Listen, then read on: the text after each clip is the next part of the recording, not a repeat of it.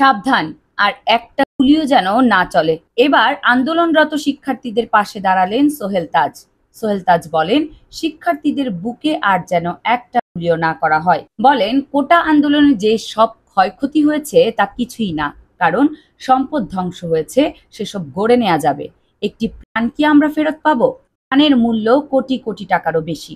এ সময় তিনি আইন শৃঙ্খলা রক্ষাকারী বাহিনীর প্রতি আহ্বান জানান, শিক্ষার্থীদের বুকে যেন আর একটি গুলিও না চলে। আমি ঢাকা মেট্রোপলিটন গোয়েন্দা বিভাগের অতিরিক্ত কমিশনার হারুনুর রশিদের কাছে প্রশ্ন রেখেছিলাম, যে ছাত্র আন্দোলনের ৬ সমন্বয়ককে ডিবিতে রাখা হচ্ছে, গ্রেপ্তার হিসেবে নাকি সেফ কাস্টডি হিসেবে?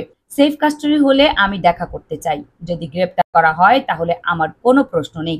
জবাবে হারুনুর রশিদ বলেছেন, ৬ সমন্বয়কারী নিরাপত্তা নিয়ে উদ্বিগ্ন ছিল, তাই হেফাজতে আনা হয়েছে, তবে ঊর্ধ্বতন কর্তৃপক্ষের অনুমতি ছাড়া দেখা করতে দেয়া যাবে না। আমি তখন তাকে বলেছিলাম, ৬ সমন্বয়কারী কি আপনার কাছে নিরাপত্তা চেয়েছিল?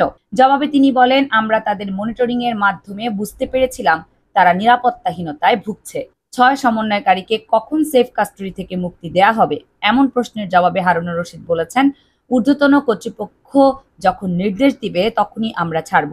সোমবার সন্ধ্যায় রাজধানী মিন্টো রোডে ডিবি কার্যালয়ে হেফাজতে থাকা বৈষম্য বিরোধী ছাত্র আন্দোলনের ৬ সমন্বয়কের সঙ্গে দেখা করতে যান সোহেল তাজ। এ সময় সাংবাদিকদের সঙ্গে আলাপকালে এসব কথা বলেন তিনি। এ সময় সাংবাদিকদের এক প্রশ্নের জবাবে তিনি বলেন, সাধারণ নাগরিক হিসেবে বাংলাদেশের সকল মানুষের মতোই আমি উদ্বিগ্ন।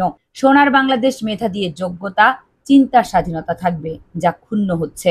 কোটা আন্দোলন নিয়ে অশান্ত পরিস্থিতি বিরাজ করছে, শত শত প্রাণহানির ক্ষত তৈরি হচ্ছে, বিবেককে নাড়া দিয়েছে, যে কারণে আমি ডিবিতে এসেছি। শিক্ষার্থীদের উদ্দেশ্যে সোহেল তাজ বলেন, আশা ছাড়া যাবে না, ধৈর্য ধরতে হবে। এ দেশটা তোমাদের, তোমাদেরই এই দেশ গড়তে হবে, সে সময় অবশ্যই আসবে, এমনটাই বলেন সাবেক স্বরাষ্ট্র প্রতিমন্ত্রী তানজিম আহমেদ সোহেল তাজ। কামরুন নাহার, রাখি, কেয়ানার মিডিয়া।